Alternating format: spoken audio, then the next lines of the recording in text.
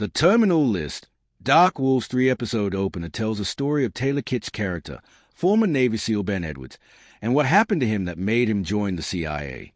In the first episode, Inherent Resolve, it also examines a relationship between Ben and Chris Pratt's James Reese.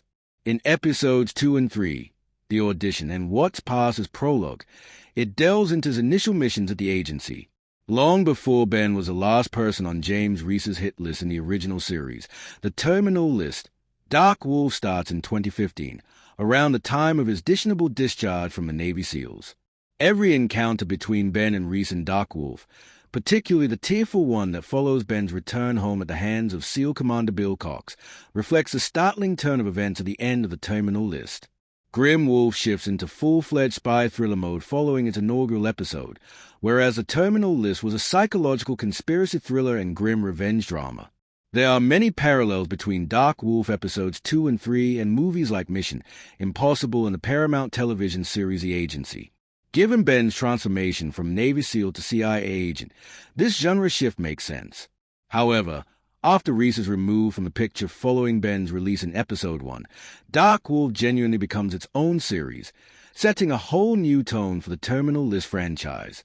Exploring Ben's CIA background story, which takes him all around the world in just the first 3 episodes, is still fascinating. He lost his bird along with his colleague former Navy SEAL Rafe Hastings, played by Tom Hopper, after Ben's rash choice to assassinate a protected Iraqi CIA asset in a fit of rage-fueled retaliation. The first person to let Reese know that Ben has some wiring problems underneath the surface is Rafe. Even more intriguing is witnessing Reese live his best life as a highly regarded and distinguished Navy SEAL, full of humor and yet passionate about his brothers. Reese is significantly more Pratt-like in this rendition.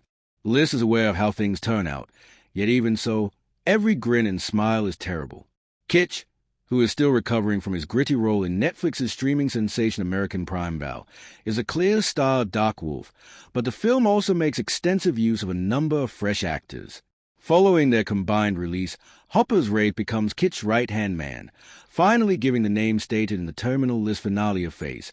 Rafe set up the boat that Reese and Ben used to travel to the Defense Secretary's Island compound. Dark Wolf swiftly embraces its new supporting cast, led by Jed Haverford, played by Robert Wisdom, who plays a CIA agent. Haverford hires Ben and Rafe, and then Dar Salim's war-torn Mo and Luke Hemsworth's unreliable Landry. For the major Budapest job in Episode 3, Haverford combines these former SEALs with a group of current agents, including Ronalee Shimon's Eliza Pash. The relationship that existed between Ben and Reese prior to the ultimate truth being disclosed was one of the best parts of the Terminal List.